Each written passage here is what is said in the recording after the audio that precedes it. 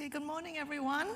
I'm Ling Hui Tan, AMRO Group Head for Regional Surveillance. A very warm welcome to all of you joining us in person and via live stream for this panel discussion on ASEAN+3 on the road to net zero. This is the topic of Chapter 2, our thematic chapter of the ASEAN+3 Regional Economic Outlook, or AREO 2023. As we all know, climate change has emerged as the foremost macro-critical issue facing the world today, and all ASEAN+3 members have committed to contributing to climate action under the Paris Agreement of 2015. Almost all of them have set or are considering setting targets for reducing greenhouse gas emissions to net zero by around the middle of this century. Now, transitioning to net zero, of course, will mean a complete transformation of how our economies produce, consume, and utilize resources. So today's discussion will explore these implications from the standpoint of long-term growth in the ASEAN+3. What are the challenges and opportunities of transitioning from a high-carbon economy to a carbon-neutral economy? What kinds of policies are needed to get us from here to there, and what role can finance play to facilitate this transition? We've invited a very knowledgeable group of panelists to discuss these issues with us. Joining us in person is Dr. Masita Kristiling, Special Advisor to the Minister of Finance of Indonesia on macroeconomic and fiscal policy. Ibu Masita is the Sherpa for the Coalition of Finance Ministers for Climate Action, which Indonesia is co-chairing this year with Finland. She is also the Indonesia Investment Authority spokesperson. Joining us virtually is Dr. Srinivasan Ancha. Srini is a Principal Climate Change Specialist at the Asian Development Bank. He is the climate change focal point for ADB's Southeast Asia Department and also the focal point for ADB's Forest Investment Program, stakeholder engagement in climate investment funds, and pilot program for climate resilience. Srini also chairs ADB's Climate Smart Agriculture Working Group. Also joining us virtually is Mr. Eugene Wong, CEO of the Sustainable Finance Institute Asia, which hosts the ASEAN Taxonomy Board. Eugene was formerly Managing Director in the Securities Commission Malaysia, where he was closely involved in ASEAN sustainable capital market initiatives, including the ASEAN Green, Social, and Sustainability Bond Standards. Now, let me run you through the flow of today's program. First, AMRO's Mathi Inohalis will give us a short presentation on the main findings of the thematic chapter of AREO 2023. Mathi is an economist in AMRO's regional surveillance team and one of the key authors of this chapter. After Mathi's presentation, our guest panelists will be invited to share their views and perspectives, and this will be followed by an open discussion with the panel. You can also ask your questions. Please use the Q&A function on your screen. So now let me hand you over to Mathi to take us through ASEAN+3 on the road to net zero. Mathi. Thank you very much, Ling Hui, and welcome everybody. Thank you for joining us today. As Ling Hui has mentioned, climate change has emerged as a pressing macro-critical issue for the region. This slide illustrates why. The red circles you see here represent each region's share to global fossil fuel emissions in 2021. It is clear that the ASEAN+3 accounts for a large volume of these emissions, larger than any other region in the world. Again, under the Paris Agreement, all our member economies have committed to reducing these emissions. I will walk you through the 3 key research questions that the chapter sheds light into, beginning with what are the macro-financial implications of transitioning out of a high-carbon economy, followed by where will the opportunities be coming from, and lastly, what is the role of finance? I will end the presentation with some key takeaways and policy recommendations, both at the country and regional level. Let me begin by saying that crucial to climate change mitigation is a substantial reduction in fossil fuel use. Now, in AMRO, as we're not climate scientists, what we're ultimately concerned about is what this journey to net zero means for the region's long-term growth. But realistically, the shift will come with economic consequences. And in the chapter, we identify 4 channels on how this could happen. The first impact that we're looking at is that there could be a sustained increase in future inflation. This is because policies to discourage fossil fuel use, like carbon pricing, usually involve adjusting the price of energy upwards. This upward adjustment will affect regional inflation because, as you can see in this chart, the region relies mainly on fossil fuels for energy consumption. Second, the upward adjustment would also require the phase out of subsidies. Currently, 7 of our 14 economies are subsidizing at least one fossil fuel. Third, carbon pricing mechanisms are being explored or rolled out across the region, whether it's a carbon tax or an emissions trading system. We discuss these in detail in the chapter with some country examples, but what we found is where these carbon prices exist, they are 1, lower than other parts of the world, or too low to be effective in mitigation. So the large hike in carbon price that is required, along with the removal of the subsidy, could push up inflation, especially if this happens suddenly or in a disorderly manner. Pricing carbon emissions would also have an impact on ASEAN+3 trade. Interest in border carbon adjustments, or BCAs, have increased recently, and a good example of this is the European Union's CBAM. As you can see in this chart, the ASEAN+3 accounts for nearly 40% of carbon emissions embedded in global trade. So the widespread use of BCAs, like the CBAM, could make our exports more expensive and reduce external demand for them, depending on the design of the BCA. In the chapter, we'll look at the impact of the initial coverage of the CBAM, and we find that under the initial design, which only would affect 5 sectors, the impact on regional GDP and exports will be limited. However, if this coverage expands to cover all products, then the effect will be more severe, like a 10% reduction in ASEAN exports to the EU. The concern is, since the CBAM could potentially set the tone for other BCAs, like in the US, the impact on ASEAN+3 trade could be even more exacerbated. Another channel that we'll look at in the chapter is the rise in stranded assets, with implications on regional financial stability. What you see here is a measure of a country's exposure to stranded asset risk. And this suggests that those who rely heavily on fossil fuel export revenues are the most exposed. In the ASEAN+3, some are exposed because they have young coal power plants that they might have to close earlier, the significant contribution of carbon-intensive sectors to growth, or the amount of fossil fuel resources that they have that may no longer be extracted, or what's termed unburnable carbon. In fact, we found that majority of the world's unburnable carbon is held by companies listed in global financial centers. And this is especially true for China, Hong Kong, India, Russia, Saudi, and the United States.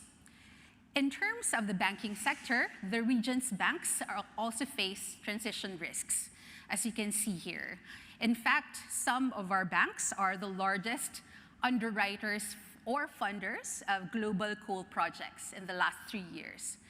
So if there is a policy to promote transition and it sparks a fundamental reassessment of these assets, there might be fire sales, triggering a cycle of losses, tighter financial conditions, or even a crisis, or what we call a climate Minsky moment. To avoid stunting economic growth when we transition, we also highlight the role of energy efficiency gains. So we can reduce emissions two ways. Either we reduce our demand for energy, or we reduce the carbon intensity of energy. And since the region's energy demand will continue to increase as we grow in the next decades, then energy efficiency gains would have to gain traction. The good news is this is what we're seeing in the region, as shown in the falling energy intensity of GDP. However, this still needs to further come down if we are to substantially cut our emissions. Carbon intensity, on the other hand, will also fall once we progressively incorporate non-fossil fuels into the energy mix. As you can see in the right chart, many in the region are keen to increase the share of renewables. Now, the key question that we raise is that how can the ASEAN+3 ensure that it will fulfill its future energy needs without relying as much on fossil fuels? We acknowledge that this is quite a challenge because not even the world's most advanced economies are expected to substantially switch out of fossil fuels by mid-century. Given all the challenges to transition, where will the opportunities come from for the region? The chapter touches on several areas, but allow me to highlight a few. The first that we see for the region is the expanding markets for clean renewables and low emissions products. We are quite positive that the renewable sector will expand further in ASEAN+3, in part because energy generation costs from renewables have declined in recent decades, as you can see in this chart. This would also help scale up renewables in the region, the rollout of which still varies widely across economies. One growth opportunity that we're looking at in the report is the potential rise in trade in renewables. For example, the hydropower exports of Lao PDR. One area that we also highlight is the role of clean hydrogen, or hydrogen that is produced with zero or low carbon emissions. Clean hydrogen can be a key tool to decarbonize the region's heavy industry as well as transport. What you see in the right chart shows how clean hydrogen projects are gradually taking off across the region. Of course, we also anticipate growth to be coming from the rise of the electric vehicle. We believe this would bring about new investments as well as new jobs, even though at the moment adoption remains quite uneven in the ASEAN+3. If you look at the light blue bar in this chart, which is China, clearly it is leading in the area. It is both a regional and global leader in EV sales. But beyond China, all ASEAN+3 economies also have targets for EV adoption and production. We found that country approaches vary. For example, Malaysia is focusing on components production, while Thailand is focusing on EV production. However, for the EV industry to truly flourish, some barriers would have to be overcome, and this is what is highlighted in the chart you see here. What this shows is only a few in the region is ready for electric mobility. And some of the factors behind that is weak infrastructure, some have low technological capacity, some are concerned about high costs, as well as battery safety concerns. We also cannot talk about renewables or clean energy without touching on energy storage and critical minerals. What you see here in the chart is the projected growth, a robust growth in the demand for this energy storage technologies. What we found is that the +3, China, Japan, and Korea have the economic advantage in this area, but ASEAN also has a lot of untapped markets for this energy storage applications. The shift to clean energy would also drive a huge increase in critical mineral requirements. Just to give you an idea, a typical electric car needs 5 to 6 times more minerals than a conventional car. Fortunately, a few in the region, as you can see in this right chart, and that would be China, Indonesia, the Philippines, and Myanmar, are among the world's top producers of these commodities. And we're now seeing them pursuing policies to capitalize rising global demand. While the region can ramp up energy storage, electric vehicles, and renewables, the truth is there are emissions that we cannot reduce entirely. And this is where new developments like carbon capture and carbon offsetting can come in. Carbon capture would be important for the ASEAN+3 because we have the youngest existing coal plants among major regions in the world. Most of these would have to be retired at least 20 years earlier if we were to meet the Paris Agreement. However, if we can retrofit them with carbon capture, they can be used for longer. Carbon offsetting, on the other hand, will help our economies monetize natural resources or projects that avoid or reduce emissions, reforestation, for example, and sell carbon credits off of these. The earnings can be used to fund low-carbon projects, even encourage job creation, as well as the creation of new financial assets. The good thing is that 3 of the world's largest suppliers of these credits are actually from the region. As you can see in this chart, that's China, Indonesia, and Cambodia. And as demand for these credits also grow, financial centers like Hong Kong and Singapore could become key trading hubs for these financial assets. But of course, to be realistic, we do know these opportunities will not come cheaply, and the road to net zero will require an unprecedented amount of investment. How is the landscape looking like in the region? The good thing is we're seeing financial markets increasingly adopting tools and practices to facilitate the green transition. And this is evident in the rapid growth in what is called labeled bonds, or bonds with ESG and sustainability criteria, as well as green bonds, which you can see here. Green bond growth has been led by China in the region, but all other economies have also developed their markets quite rapidly since 2018. However, we do acknowledge that there is a huge financing gap, and one area we highlight in the report is the area of transition financing. We believe that there is a larger amount required to help high carbon and non-green activities to reduce their carbon footprint. What you see in this slide is that many high carbon sectors globally, for example, cement, steel, the aviation industry, will not be able to align their carbon performance with Paris benchmarks by 2030. This is either because the technology is not yet there or the cost is prohibitive. And this is where transition finance comes in, which aims to provide funding for companies that are not green to become greener.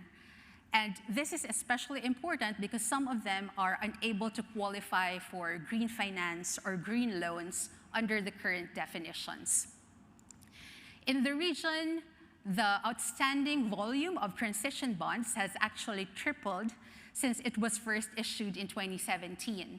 But in the grand scheme of things, that only constitutes less than 1% of outstanding sustainable bonds in the region, which you see in this chart. And this underscores the need to grow this market. Let me now summarize the past 3 sections with some key takeaways. Again, all of our members have committed to mitigating climate change, and key to that is putting a price on carbon emissions. However, the road is not without speed bumps. Carbon pricing carries implications for exports, for our inflation, and many of our carbon-based assets. Regional financial stability could be at risk depending on how these transition policies play out. Ultimately, the sooner that the region can get their hands on reliable, scalable, and low-cost alternatives, the less painful transition would be. Despite these challenges, we do know that there are opportunities. In fact, we've seen there are emerging growth areas, whether you're a technology leader, a financial center, a natural resource-based economy, or a manufacturing hub. And we believe that many of our members are well-placed to take advantage of their existing comparative advantage. However, for them to maximize these benefits, private capital would have to be mobilized with the aid of enablers like comparable standards and frameworks. We acknowledge that the region has gone a long way to promote climate finance, but clearly more needs to be done to ensure that all sectors, whether brown or green, advance towards net zero. Ending this presentation, we have some policy recommendations. The region needs to employ a well-designed suite of policies for individual economies that would include fiscal policymakers using climate-smart expenditure. Central bankers can play a role by enhancing the system's ability to mobilize green finance. And between these two and with other government agencies, coordination needs to be strengthened to ensure that they come up with a credible nationwide transition strategy. Of course, climate change is an area that we believe regionally coordinated action will do more than individual economies acting alone. Areas that we highlight in the report that would benefit from more cooperation and coordination include cross-border energy and electricity trade, the sharing of innovation, technology, and knowledge, as well as the advancement of green financial networks. I will stop here and give the floor to Linghui. Thank you very much, Marthy, for this overview, which helps to set the scene for our discussion. Let me now invite our guest panelists to share their views. We'll start with Ibu Masita, followed by Srini, and then Eugene. So Ibu Masita, please. Thank you very much. I forgot I was looking for the microphone. So can I have my slide up, please? So thank you, Marty, for a wonderful presentation, as always. I think we can summarize this transition finance and transition activities into at least 3 broad ideas, right?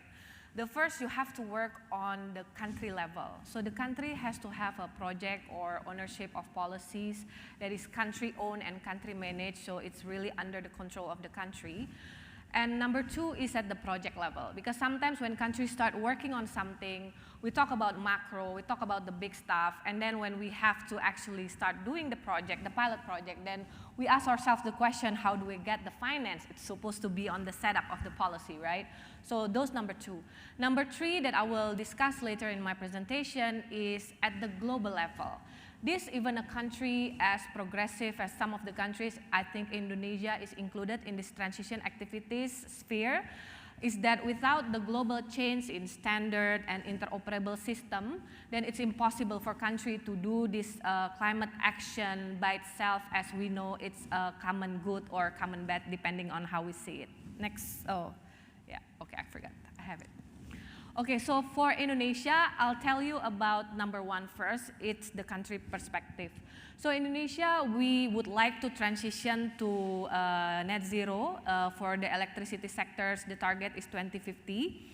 So we would like to move forward even faster and be able to monetize some of the carbon reduction mechanism that we're currently working on.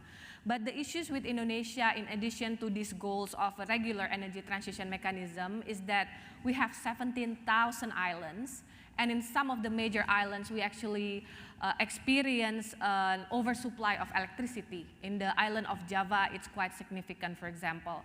So you have oversupply in one island, we don't really have an inter-island connectivity, but you have an undersupply in the other islands and small islands, so it's actually a complicated things.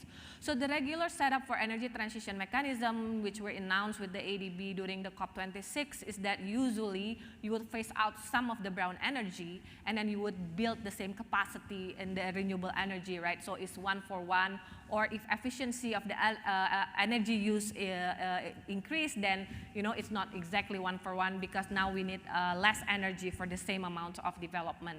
So those are the country challenges that Indonesia is currently facing. Similar with other countries, we're in the middle of the economic recovery after COVID. Inflation in Indonesia is not as extreme as some of the other countries, but it's still part of the issues. And going back to Marty's concern, that part of this changing would entail some of the macro change, including the inflation and cost of living. So the country-owned and country-managed part is that we create this energy transition mechanism country platform. In the middle is the country platform. The idea is to crowd in private investment, but not rely on fiscal or concessional too much. So I would not explain into detail, but the setup here is to make the fiscal and other concessional in the blended financing to be a catalytic financing role so that the project becomes bankable, and then you can crowd in private investment. So people usually think that in a certain project, it's impossible to do it without government intervention or government support or government incentives. Apparently, it's not really the case, because in Indonesia, for example, I'll start with the bottom part, is that we have signed an MOU for a first project in West Java. It's a phase out of 606 megawatt coal. It's to be phased out. This is pure private. We can count down the operation from 5 to 7 years without the fiscal support. So if you can imagine, if you get the help from fiscal plus the carbon market that we haven't calculated in this project, that you can actually cut the plants longer than 5 to 7, right? So there's the benefit of more carbon reduction for the world. Number one is we launched the Indonesia ETM country platform, including the announcement of Just Energy Transition Partnership with the IPG. This is an ongoing project. Now we're working on creating the secretariat, but the below project is already rolling. ADB, the private sector part of the ADB, is also part of this project, just to show you that it's possible to do it, to crowd in private investment in this type of activity if you can set up the policy, the institution, and the regulations correctly to build the ecosystem of transition financing. So the third one, we talk about the government, the country level, and then the project level, and then now I'm talking about the global level.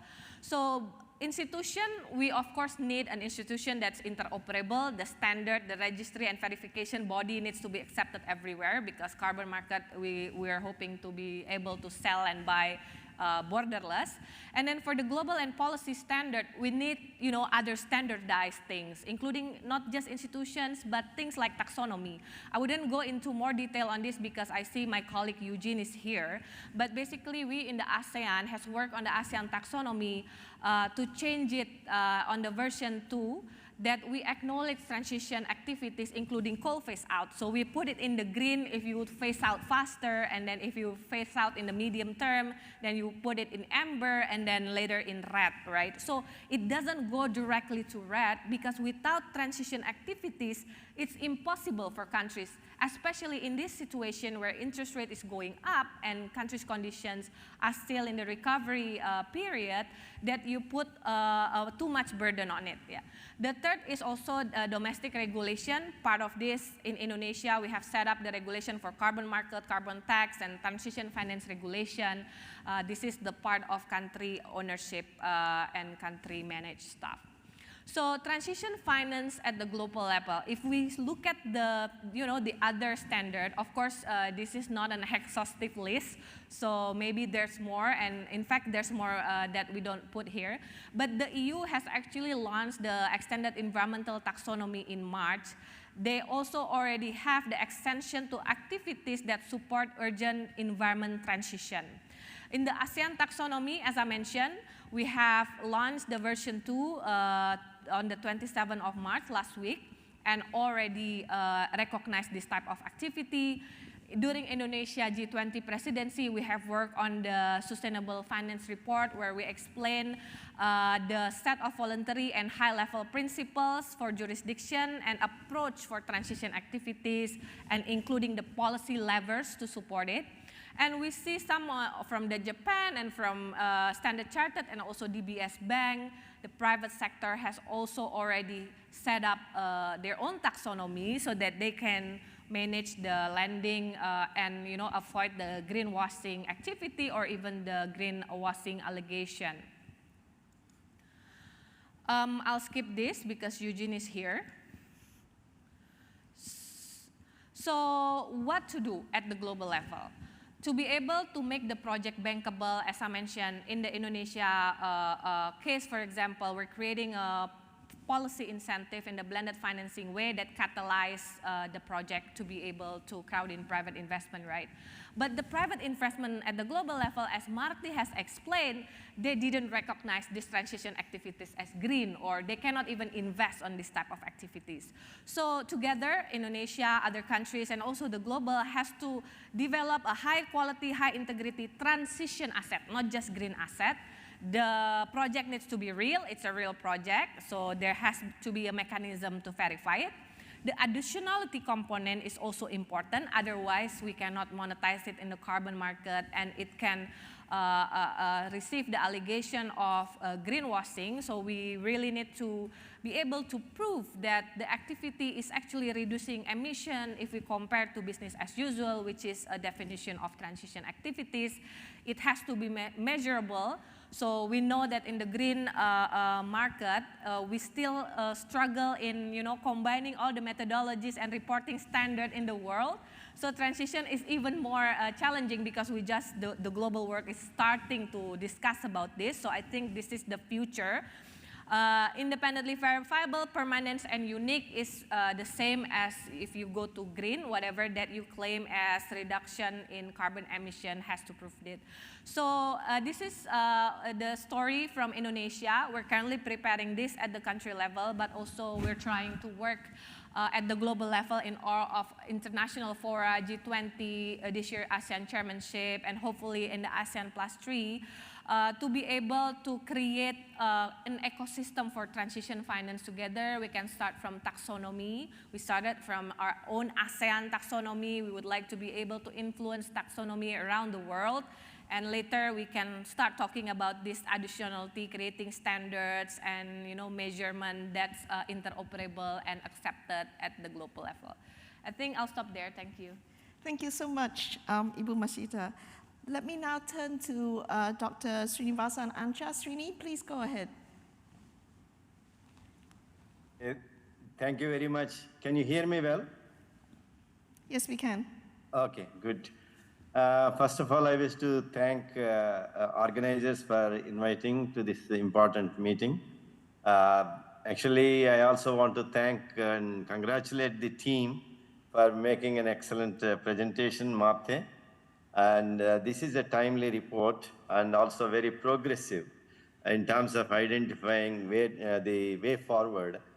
So, but before I offer some of my own thoughts, I would like to also bring to your kind attention about the current realities. After the Sustainable Development Goals were agreed upon in 2015, now we are almost at the middle of the stage. It's up to 2030, now 2023. So recently, ESCAP and others, including ADB, have evaluated basically none of the Asia-Pacific countries, of course, including ASEAN+3, are on course to meet the SDG targets by 2030. It's unfortunate that if we see because of COVID and other reasons, the progress is just less than 15%, but we have already passed 50% of the time. So and it is very likely the current trend is that all countries will miss almost 90% of the 118 targets. So this is a sort of sobering reality which we need to base when we talk about what we can achieve. I do not want to be very pessimistic, but I want to be realistic, why our countries are facing so many challenges to meet what was agreed in 2015. And coming to the climate action, the Sustainable Development Goal number 13, again, all countries are not on track. And as we realize, even whether in terms of finance, for example, so the developed country finance commitment of $100 billion has still not been realized. So, whatever transitions that we are talking about, as Mati has mentioned, as also Masita has mentioned, we need a lot of innovative finance. But even the pledged finance has not been achieved for so long. So this is something, again, a hard reality that we need to face. Similarly, with the technology deployment or even capacity constraints. The other point I want to mention is that, as we all know, and Mati has also pointed out to partly, this road to net zero will have both winners and losers, as with any economic proposition. The question is that many countries are not yet convinced whether this whole transition will have more losers or more gainers. On the worldwide, definitely it is a gain. On a collective basis, it is a gain, no doubt about it. But what measures are we taking to help those potential losers? So this is where actually, Mati has mentioned some aspects, but we need to do a lot because to realize that socially just and also affordable and equitable and effective transition is not going to be easy, and we need a lot of collective efforts in this. Now I will come back to some of my key feedback in 3 areas on the report. First, we want to mention that although ASEAN+3 as a group has made a lot of progress, important thing is that there is no one-size-fits-all approach. Masita has clearly mentioned what they are doing in Indonesia, but what is being done in Indonesia need not be relevant in Lao PDR or Cambodia because country circumstances, needs, capacities are quite different. An important thing we should also realize is that our developing countries are at a different stage of what we are talking about in developed country context. In developed country context, energy demand is not increasing and energy affordability is quite high, which are not the case in our countries. So we cannot have only one approach in order to achieve this net zero transition. So this is where how best we can balance the energy security versus net zero targets is really crucial. And this is not, this is easier said than done. So that is why we need to have important mechanisms in place, probably, based on a grouping of countries within the bigger group, and also what type of changes are we expecting? The lifestyles in 2050 are not going to be same as in lifestyles now. So are we really taking care of those projected lifestyle changes? So this is something we all need to look at. The other part, I think everybody is familiar when we say energy security, accessibility, affordability, etc. Mati has clearly mentioned energy demand is continuing to increase. We believe that it will at least triple by 2050 within this region because there is still so much energy poverty. So whether it is in distant islands or whatever, definitely the energy poverty is still there. Energy demand is going to increase. And even the concomitantly, the emissions are also going to increase by 2050 with the current trends, 6.7 gigatons, they say, by 2050. So how do we really want to get to net zero within this region is a big challenge unless we mobilize resources as much as $170 billion per year. So this is another point we need to think of. And the other point is in the report, I mean, although the forestry and land use were partly covered, I believe that this is an area where we can do better. Important thing to realize is that whatever achievements we can make in energy transition, they can all be wiped out if the land use and forest related or agriculture related emissions are not going to be taken into consideration. So this is particularly important in Southeast Asia or ASEAN. So the thing is that what additional innovative measures are we going to employ to reduce the emissions from this land use, forestry, agriculture sector? That is going to also partly determine the whole net zero vision.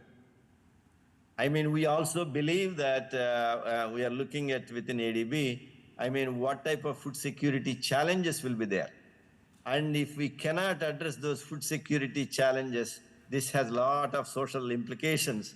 And I do not think we can make any progress in relation to energy targets if we have basic fundamental problems like food security are not addressed. So that is why we should not take it easy. The delivery risk of this net zero pledges is substantial in our region, and it is of course across the world, but more so in our region because of our increasing energy demands. The second area I want to touch upon is what is the right timing, and also what are the types of socio-economic implications. You know, most of our modelers and everyone, we say that earlier action is much better. But the thing is that to take the action early, do we have adequate ecosystem that Masita was referring to or Marthi was referring to? So this building that necessary ecosystem to take the timely action is something that we need to do a lot of work on. So for example, even models also suggest that in terms of if we take early action, the benefits will far surpass the costs. And similarly, we also say that in terms of socioeconomic modeling, etc., we say that the benefits of transition itself will be 4 to 10 times compared to not transiting to the net zero area. But again, we are all academically convinced, but are the politicians and policymakers are sufficiently convinced or not? That is a challenge in most of the countries. So this is where, I mean, we need to do more work, how best we can convince the policymakers in terms of our action to be timely and early on, and also to look at what are the potential negative implications if we don't do timely action. So this is another area where we have to do a lot of work. And ADB, as a member of other MDBs, we also contributed to this just transition high-level principles. And we are also having a just transition support platform. And in India, for example, there is also just transition worker support facility. This is just an example. Probably our own countries also in the ASEAN+3 need to think of such platforms. And in terms of timing, I mean, Marty has also mentioned there is a lot of potential to get gains from energy efficiency. We have been talking for this for more than 30 years. Energy efficiency doesn't cost, improvement doesn't cost much, but we are still saying the same thing. So why is it? So this is something, again, we need to reflect on. It's easier said than done.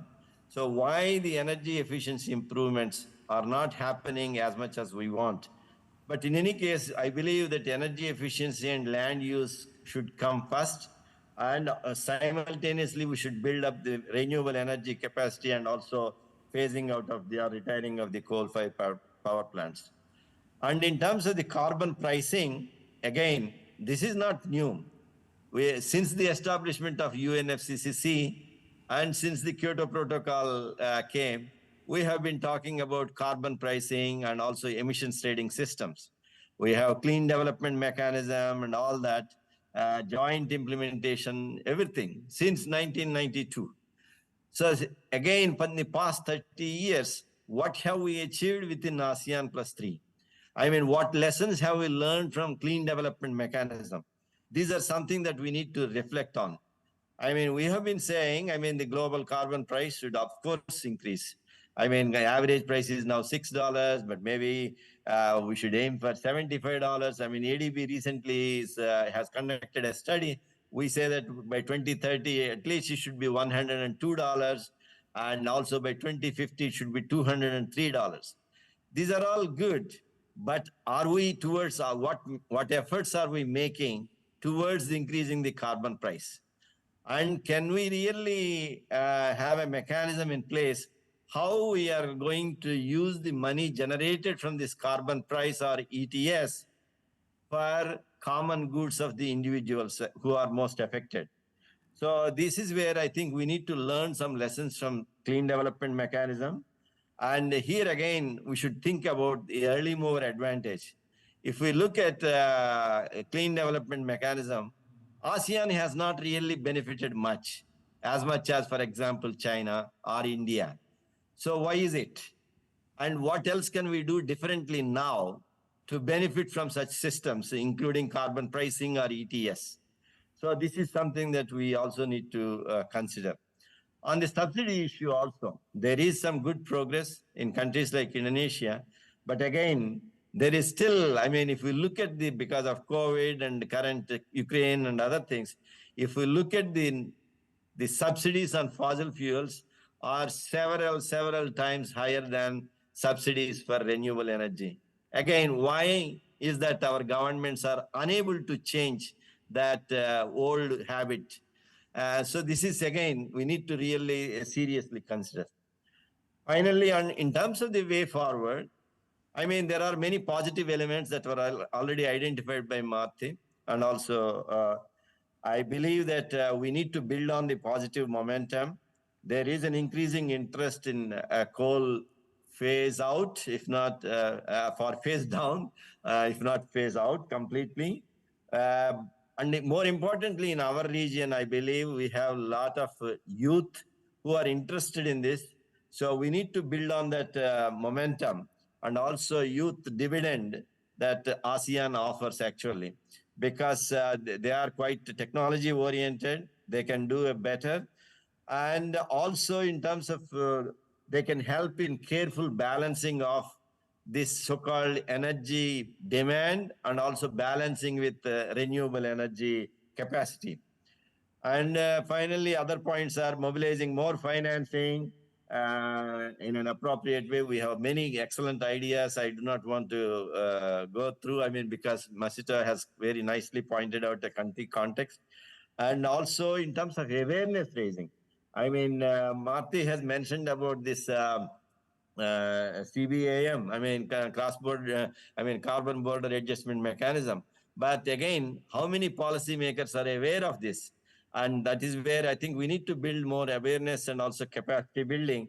What implications will be there if we don't take timely action, both domestically and internationally?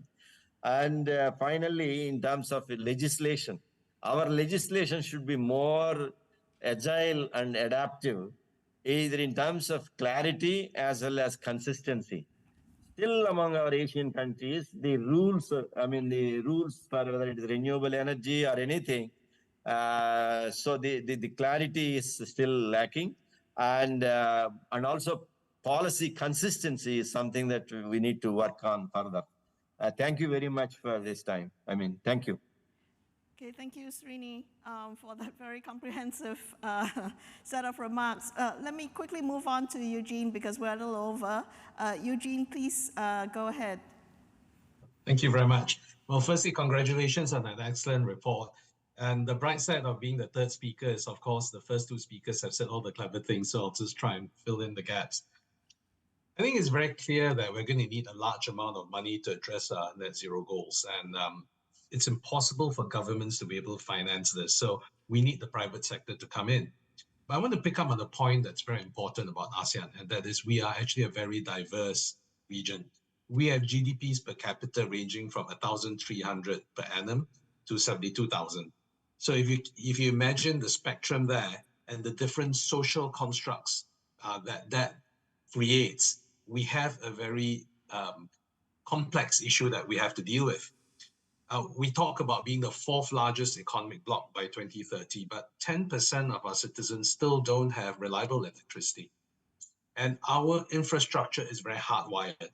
So we may be talking about things like curtailment, the need for extra high voltage grids. All these things have to come in before we can make that big jump to green. So if we talk about transition, I'd like to come back to what Ibu Mashita said. We really have to consider the situation that exists that we have to deal with. And for us, ambition and reality needs to be balanced. So if you ask me what transition is, it is the balance between ambition and reality. And if I can show the first slide, please. So I can't see the slide on the screen, but I can tell you that really this slide is a reflection of the thinking of our regulators back in 2020. So our regulators have already said a few things. And when I talk about regulators, I mean financial regulators and policymakers. The first is that we really need transition. It is a key element because we're all very diverse and we can't afford social and economic dislocations. So we need an orderly transition. The second is that it is important not to have one single approach because of the diversity in the region and the different starting points. So if we want to be inclusive, we want all of ASEAN to be able to move, we must be able to cater for the most advanced state to the least advanced state because we are one single region. And the third thing is we need to be able to help those who want to become less brown. They want to turn green. But as Ibu Mashita was saying just now, you may not have a category to put them in. You may not be able to finance them because they're not green. But transition is actually key to our future prospects and to the way we manage our sustainability journey. So if I can have the next slide, what is the real problem? We talk a lot about the money we need, but we don't seem to be seeing it. We know there's private capital out there, but the private capital, we're not feeling enough of it. And really, if you look at it, the major impediment for the financial flows is actually the nascent ecosystem that we have for sustainable finance. And if you look at this particular frame, we need to build three pillars. So the first pillar is what Ibu Mashita talked about. It is taxonomy, because unless we all speak the same language, we're all addressing slightly different things. And we don't have an understanding and a common goal because our languages are different. So we may think we're saying the same thing, but actually we're approaching things quite differently. The second thing we need is transition pathways. Transition is a very complex thing. It's not easy to define transition because transition is a journey. And it is complex. It is different for every economic activity. It's different for every country. And one thing I have to highlight is the importance of a transition that, as both Ibu Mashita and Sri Nivasan has stated, it needs to take into account the social aspects because transition is also about humans. And the third element is disclosure. Disclosure is important because without disclosure, we will not be able to provide the right information for informed decision-making to allocate capital to where it needs to go, and we are not able to have stakeholder accountability. So these three elements, or pillars as I like to call them, are essential for the functioning of a sustainable finance ecosystem, and we need all three pillars to work together. So transition is one extremely important element, but the other two elements need to be able to hold it up. Ibu Mashita talked about interoperability just now, and that is extremely important. So while in ASEAN, we're working together to create a common taxonomy, and the next step is also to create a common transition approach. We are finding that there are many taxonomies now being created in the world. In fact, at the last count, there were 40 over official taxonomies, that's taxonomies that are sanctioned by governments or regions, so to speak, and also proprietary taxonomies ranging from 150 to 180 of them, and proprietary taxonomies are those owned by financial institutions. So if we talk about taxonomies, which were meant to actually reduce fragmentation, the number of taxonomies that are coming up are now increasing fragmentation. And Ibu Mashita's point about interoperability is actually key, because we need them to be able to work together. We need them to be interoperable so that we have global capital flows that are efficient and effective. But what are we doing in ASEAN about the taxonomy? So Ibu Mashita has kindly handed this over to me, and I feel obliged to say a few words about it. So the first is that the ASEAN taxonomy is actually the overarching guide and common language for sustainable finance in ASEAN. And it is constructed to be a inclusive taxonomy. So every ASEAN member state can have their own taxonomies, because national taxonomies address national priorities and national agendas. But the ASEAN taxonomy, if you want to put it in a very simple way, is the converter. It brings all the other taxonomies together. Now, the ASEAN taxonomy is unique compared to other taxonomies because it is focused on transition and inclusivity. So because it is a transition taxonomy, we have a multi-tiered approach to it. So you see a lot of taxonomies just simply having one single definition as to what's taxonomy eligible and what's not. The ASEAN taxonomy is slightly different. It has a principles-based frame and a frame with a technical screening criteria, which is both a quantitative and a qualitative screening criteria. So this means that countries who don't have the data to use a technical screening criteria can actually start off immediately by using the qualitative criteria.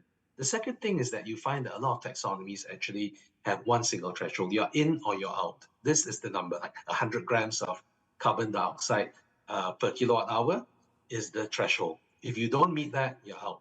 The ASEAN taxonomy can have up to 3 thresholds for each economic activity because it takes into account the different starting points of our different member states. So you choose the threshold that works for you right now, and you start working yourself towards the most ambitious threshold. In effect, this enables you to create a transition pathway for yourself. I want to come back to this point, and Ibu Mashita also raised it just now, about the difficulties in us getting the investments in, because it's not just about the infrastructure, it's about some other elements that we need to deal with. For example, if we look at inflation, and Marty mentioned that, this is immediately one area we have to look at, and there are 2 dimensions to inflation and greening the economy. The first is that moving towards a more green policy has its cost, and this is a transmission into the system itself. So whether it be a cost of the energy itself, or whether it be a cost to our industries as they try and remain more competitive, that in itself is something we have to deal with. If you're talking about the infrastructure, the cost of components, greenflation, are areas that we have to look at, because we have seen years of declining costs, but those declining costs are now plateauing, if not reversing, because there's so much demand for the components and the elements that we need. We also need to consider interest rates and how interest rates are affecting us in greening the economy. Apart from the cost, there's the uncertainty element. We have to remember that a lot of the green infrastructure projects are actually project finance, and project finance means a high debt component. The impact of interest rates, the impact of inflation, and the impact of foreign exchange movements translating into a discounted cash flow evaluation model will have quite significant, I would say, impact on decision making. For example, if you look at it, if your exchange rate goes down, the costs are higher. If interest rates go up, it becomes more expensive. If inflation comes in and the cost of components go up, then again, the project becomes more costly. That shrinks the net present value of a particular project, and everyone becomes more hesitant. It becomes more costly. So that translates into more inflation into the system. I think it's very important that we take note that despite the energy crisis around the world, last year, the increase in emissions was actually lower than expected. And this is thanks to actually the growth of renewables, if you look at the IEA report. Now, without this sort of clean energy coming in, the growth in carbon dioxide emissions will be nearly 3 times higher. So we need to be able to deal with that. Now we want to talk about transition elements, right? So what do you need to deal with transition elements? Can I have the next slide, please?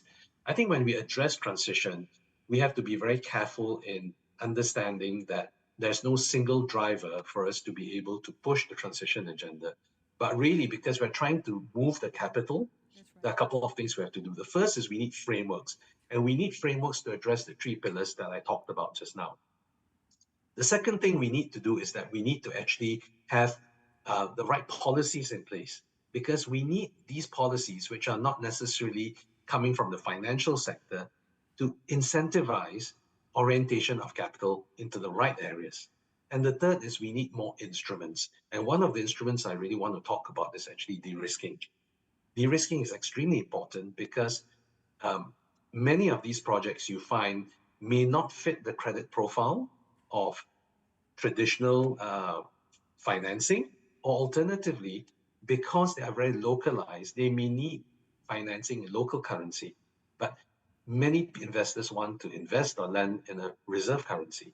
So without currency de-risking, we may find that a lot of projects aren't able to take off. I know we're short on time, so I'll actually stop here for now. Thank you very much. Thank you, Eugene. Actually, thank you, all of you, Ibu Masita, Srini, and Eugene. This is plenty of food for thought. We've covered a lot of issues, including those that were maybe not touched upon as much as we would have liked in the report. We can now move on to the panel discussion. We have about 15 minutes for that. We have, in fact, already received one question from the media.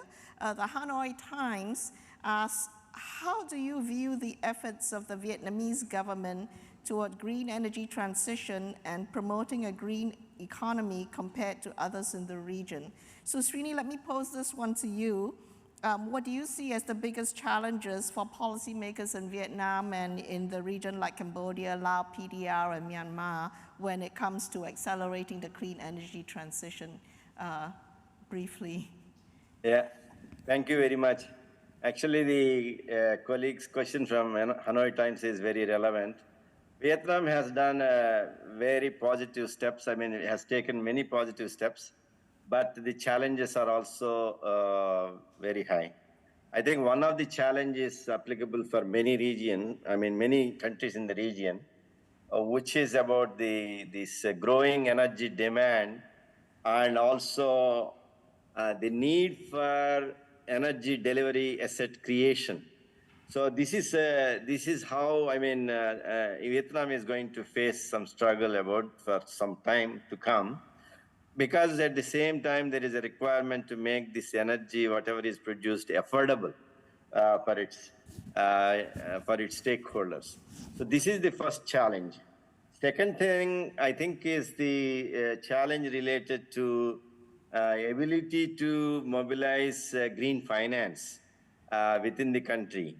So this is basically, many of these countries still do not have formal or well-established capital markets. And the cost of capital is still, I mean, to borrow is very high, because many investors consider these countries, I mean, that you referred to, are still risky to invest. So there is some positive trend, but not enough to meet the demand. So this is another area, I mean, the lack of capacity to, because this is very important if we want to create the renewable energy infrastructure, grid infrastructure. So we need a lot of capital, but the currently cost of capital is still high.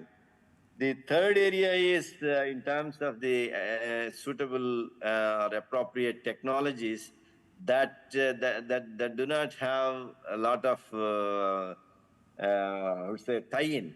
I mean, basically there are some low carbon technologies still Vietnam and other countries are unable to deploy at a scale that they wanted, because of the cost of the technologies, because of the intellectual property right related regulations and all that. So this is another area that's a challenge for the Mekong countries that you mentioned. And final point is about, of course, the consistency in policies and legislations. I mean, still countries are doing their bit, but more needs to be done. When I mentioned earlier also, the clarity of rules and also consistency of the policies. This is something we still have to make additional progress. These are the four types of challenges that I can reflect on now. Thank you. Thank you. Marthy, do you have anything to add? I know we had a couple of short case studies in the chapter. Yes, so we did look at the case of the solar energy boom in Vietnam, as well as the hydropower sector in Lao PDR. In the case of Vietnam, since it saw a very unparalleled growth in solar, it's actually one of the world's top 10 economies in terms of highest solar capacity. Similar to what Srini said, there are a few key issues that needs to be resolved. In the report, we identified three, just to add to what Srini said. It's one, resolving the grid congestion. Two, it's enhancing the regulatory framework. And three, that's also developing solutions for energy storage. Currently, the grid is unable to integrate large amounts of solar. As Srini said, there are inconsistencies in some rules for licensing, operation, and construction of plants. And there's also a need to find solutions to store some of these excess solar power, which would also help with the grid management. In the case of Lao PDR, we looked at hydropower, and especially as it wants to be the battery of Southeast Asia. Similarly, AMRO recommends substantial development in both hard and soft infrastructure. Hard meaning grid expansion to help it export some of its hydropower to more neighbors. Soft infrastructure meaning developing more qualified and trained hydropower experts. And of course, mobilizing financing, especially from, say, development partners or the private sector, so that the hydropower sector grows in a sustainable way, especially. I'd like to pick up on something that Srini had mentioned about social equity and thinking about how this sort of energy transition can actually take place realistically in developing members of ASEAN. Let me ask you, Ibu Mashida, how is Indonesia preparing for this transition? Because especially considering there are potential job losses in coal-producing provinces, how is Indonesia tackling this issue of how to ensure that the social and economic benefits of the energy transition really accrue to as many people as possible?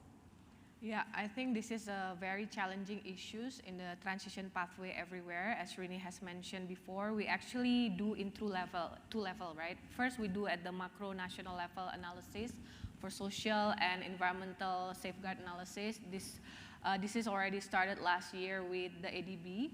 We're almost finalizing the report for the macro level for this. But also we have to look one by one at the project level, right? So we need to have a social analysis at every project that will start the phase out or phase down soon. So now, for example, with the Cirebon case, we will start the project level analysis on the social, and of course, the issue in Indonesia is if you phase out in one region, the renewable energy that will be built could be in another region. So it's not one for one at the social level. So you may have to be able to create other solutions such as reskilling for the labor if they cannot move to the new plant or other strategy. But currently, because the project, the phase out will not happen in the next 5 years, so the MOU is now, but because the lifetime is still longer, then we still have time. We start with the macro level first, and then once project is going to start, then we start from the project level and work on it one by one. Excellent. And actually, speaking of these economic costs and benefits, Martha, you mentioned that carbon tax could cause sustained inflation pressure, but at the same time, it is an essential policy tool that many countries are encouraged to or feel obligated to implement in order to drive climate change mitigation. So how do you think our policymakers should navigate this dilemma? Can you elaborate a little bit more on that? And I think Eugene had also mentioned something related to this, so if you'd like to jump in after Martha, that would be great too. Yeah, so definitely there are a number of policy considerations when it comes to thinking about carbon price increase and inflation. In the report, these considerations include, for example, the transition period of the policy. How much time are we giving our industries to adapt to the carbon pricing? The availability of green technology or the alternative fuel sources that they switch into. But more importantly, we also say that it's really important for policymakers to communicate a clear and credible, predictable path for the carbon price increase. And for that to happen, the carbon pricing strategy needs to be well designed and well planned. And if it's communicated sufficiently in advance, then the price increase impact on inflation wouldn't be as painful. Additionally, using this carbon tax or carbon pricing instruments, it has to be a part of a comprehensive mitigation strategy. And this is what we say when in the policies that government agencies need to coordinate with each other. It's possible that in the strategy we include a carbon tax, but as well we also put in some supporting measures to enhance the effectiveness of the instrument or build public support for it. For example, the revenues from the carbon tax can actually be used to fund green technology or used to assist low-income households or vulnerable sections of the economy, for example, through stronger social safety nets. I'd stop there. Eugene, do you have anything that you would like to add? Yeah, I think Marty's covered the carbon tax position very well. I just wanted to add one thing on carbon offsets, and that is a lot of people actually are relying on carbon offsets as part of their net zero plan. And we've got to be really careful about that, because carbon offsets in aggregate to achieve the net zero that everyone's announcing right now requires land the size of 5 Indias. We don't have that. So carbon offsets must be used very judiciously in a plan. And again, it's not a replacement for a paradigm shift into green. I just wanted to add one more thing about market forces, because we talk about carbon taxes, that's a regulatory force. When we talk about market forces, if we look at how things are moving globally, and there was a Standard Chartered survey, I think 2 years back, going around to MNCs asking them, how many of you would jettison suppliers who don't meet your own net zero targets? And 78% of them said they would. Now, this comes at a huge cost, because it's about 65 billion in revenue per year to Malaysia, and it's 150 billion to Singapore. So you need to be able to restructure and reconfigure your own economy and supply chains to be able to fit into this new global paradigm. We have 70 million MSMEs in Southeast Asia. And coming back to the point Ibu Mashita made, it is important to ensure that all these people also stay employed. Thank you. You know, there's so many other questions that we wanted to address, but I'm seeing now that we are out of time, and we have now come to the end of actually a very wide-ranging and very, very illuminating discussion. So I would really like to thank our guests, Ibu Mashita, Srini, and Eugene, and of course Marty, for sharing the valuable insights with us. And I would like to thank all of you too for joining us at today's launch of AMRO's ASEAN+3 Regional Economic Outlook 2023 report. We look forward to picking up the climate conversation with you again very soon. Thank you all, and take care.